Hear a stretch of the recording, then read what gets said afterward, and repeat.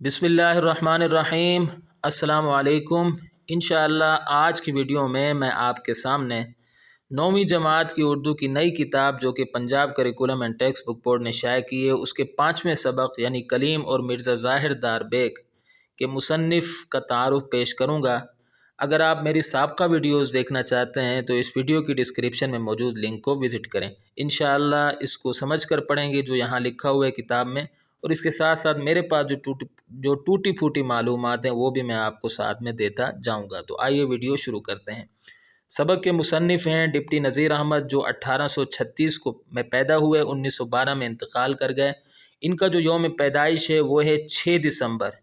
6 दिसंबर को ये ज़िला बुजनूर यूपी इंडिया में पैदा हुए और 3 मई 1912 को ये इंतकाल कर गए दिल्ली में फालिज के हमले की वजह से, फालिज की बीमारी की वजह से। मौलवी नज़ीर अहमद, जिनको अदबी दुनिया में डिप्टी नज़ीर अहमद कहा जाता है, ज़िला बुजनूर यूपी इंडिया के एक छोटे से गांव रेहड़ में पैदा हुए। इब्तिदाई तालीम अपने घर ही में अपने वालिद, इनके वालिद का नाम था मौलवी सआदत अली, से जो गांव में बच्चों को पढ़ाया करते थे, हासिल की। और फिर दिल्ली जाकर दिल्ली कॉलेज में दाखिला ले लिया और आला तालीम हासिल की। दिल्ली कॉलेज में दाखिला लेने से पहले ये दिल्ली में औरंगाबाद मदरसे में मौलवी अब्दुल खालिक से दर्स लिया करते थे, यानी मदरसे में पढ़ते थे। और उस ज़माने में ये बहुत गरीब होते थे। इनका जो गुज़र बसर होता था वो घरों से जो रोटियां आती थी उन पर होता था, और ये ख़ुद भी रोटियां लेने जाते थे घरों में। जब ये घरों में रोटियां लेने जाते थे तो ख़वातीन इनसे मिसाला पिसवाया करती थी। यहाँ एक मैं आपको मशहूर वाक़या भी सुनाता चलूँ कि ये मौलवी अब्दुल खालिक के घर से भी रोटियां लेने जाते थे। तो जब ये उनके घर में खाना लेने के लिए जाते थे तो उनकी जो बेटी थी वो इनसे बहुत ज़्यादा मिसाला पिसवाया करती थी, और अगर ये मिसाला पीसने में सुस्ती करते थे तो वो इनकी उंगलियों पर बट्टा मारती थी, जिसकी वजह से इनको काफ़ी दर्द होता था, इनको तकलीफ़ होती थी। और हैरत की बात यह है कि बाद में वही लड़की इनकी बीवी बनी। तो मैंने सोचा कि आपकी दिलचस्पी को बढ़ाने के लिए ये वाक़या भी आपको सुनाता चलूँ। चलें आगे पढ़ते हैं। डिप्टी नज़ीर अहमद बचपन ही से डिप्टी कलेक्टर बनने का, ये हुकूमती ओहदा होता है, काफ़ी बड़ा ओहदा होता है, जो उस ज़माने में बहुत तरक्की याफ्ता ओहदा ख्याल किया जाता था, ख्वाब देखते थे। यानी ये चाहते थे कि मैं डिप्टी कलेक्टर बन जाऊं, जो एक रोज़ पूरा भी हो गया। देखिए ये बहुत गरीब थे, लेकिन इसके बावजूद इन्होंने इतनी मेहनत की कि ये डिप्टी कलेक्टर बन गए। उन्होंने इस मकाम व मर्तबे को पाने के लिए सख्त मेहनत की, जैसे यहाँ लिखा हुआ है, और ज़माने के बड़े नशेब व फराज देखे। नशेब व फराज का मतलब होता है उतार चढ़ाव।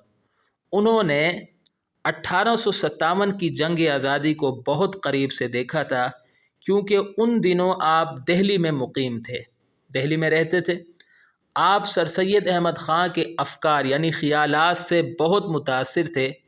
इसलिए 1857 के बाद मुस्लिम अशराफ का मतलब शरीफ घरानों की तालीमी हालत को सुधारने के लिए लिखने लिखाने का काम किया और अपनी कोशिशों में किसी हद तक कामयाब रहे। तो ये उर्दू के बहुत बड़े अदीब हैं। इन्होंने जो किताबें लिखी वो आज तक पढ़ी जाती हैं। आगे है, डिप्टी नज़ीर अहमद नावल पढ़ने के बेहद शायक थे। शायक का मतलब होता है शौक़ रखने वाला, मगर उनके सामने उर्दू में नावल का कोई नमूना मौजूद ना था, और बाज़ लोग इन्हें उर्दू का पहला नावल निगार भी समझते हैं। अलबत्ता इन्होंने अपने तौर पर कोशिश की और उर्दू नावल निगारी के मैदान में पहला कदम रखा, यानी ये उर्दू के पहले नावल निगार हैं। वो चूँकि एक मामले को समझने वाले ज़ीरक यानी ज़हीन और ज़बान व बयान पर कुदरत रखने वाले ज़बरदस्त आदमी थे। इनको मुहावरों पर बड़ी ही महारत हासिल थी। ठीक है, ये जो मुहावरे होते हैं ये बहुत ही महारत के साथ अपनी तहरीरों में लाते थे, और इनको ज़बान व बयान पर बहुत ज़्यादा अबूर हासिल था। इसलिए उन्होंने अपनी खूबियों की बदौलत उर्दू नावल निगारी की दाग पेल डाली। दाग पेल डालने का मतलब होता है बुनियाद रखी। انہوں نے متعدد اصلاحی ناول، جن میں مرۃ العروس، یہ ان کا سب سے مشہور ناول ہے، بنات الناش، توبۃ النصوح، فسانہ مبتلا، ابن الوقت، رویائے صادقہ اور ایامہ شامل ہیں۔ یہ ان کے جو ہے مشہور ناول ہیں، اور انہوں نے جو بھی لکھا اپنی قوم کی اصلاح کے لیے لکھا۔ خاص طور پر اس کے جو کردار ہیں وہ خواتین ہیں، یعنی خواتین کے لیے انہوں نے کافی ساری تحریریں لکھی۔ خواتین کی اصلاح پر ان کا زیادہ تر فوکس ہوتا تھا، زیادہ یہ فوقیت اس کو دیتے تھے۔ جو تمام کے تمام اصلاحی ناول ہیں، جیسا کہ یہاں لکھا ہوا ہے، جن کے کرداروں کے ذریعے خاص طور پر اچھائی یا برائی کا فرق اور مسلمان اشراف گھرانوں کی عورتوں کی گھریلو زندگی کی عکس بندی اور ان کی اصلاح کی کوشش کی گئی ہے۔ اچھا، اس کے علاوہ انہوں نے قرآن مجید کا ترجمہ بھی کیا تھا، اور ان کا ایک بہت بڑا کارنامہ یہ ہے کہ انہوں نے انڈین پینل کوڈ کا ترجمہ تعزیرات ہند کے نام سے کیا تھا۔ اچھا، شامل کتاب اقتباس کلیم اور مرزا ظاہر دار بیگ، ان کے ناول توبۃ النصوح سے مستعار ہے، یعنی ادھار لیا گیا ہے۔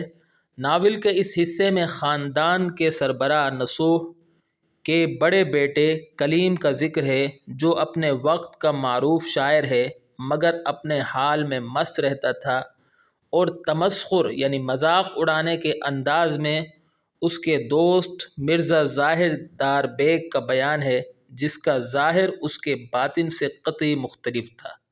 ٹھیک ہے، ظاہر کا مطلب ظاہر، باطن کا مطلب اندرونی حالت۔ تو یہاں اگر ہماری ویڈیو اختتام کو پہنچتی ہے، میں امید کرتا ہوں کہ آپ کو میری یہ کاوش پسند آئی ہوگی۔ اگلی ویڈیو تک کے لیے مجھے اجازت دیں۔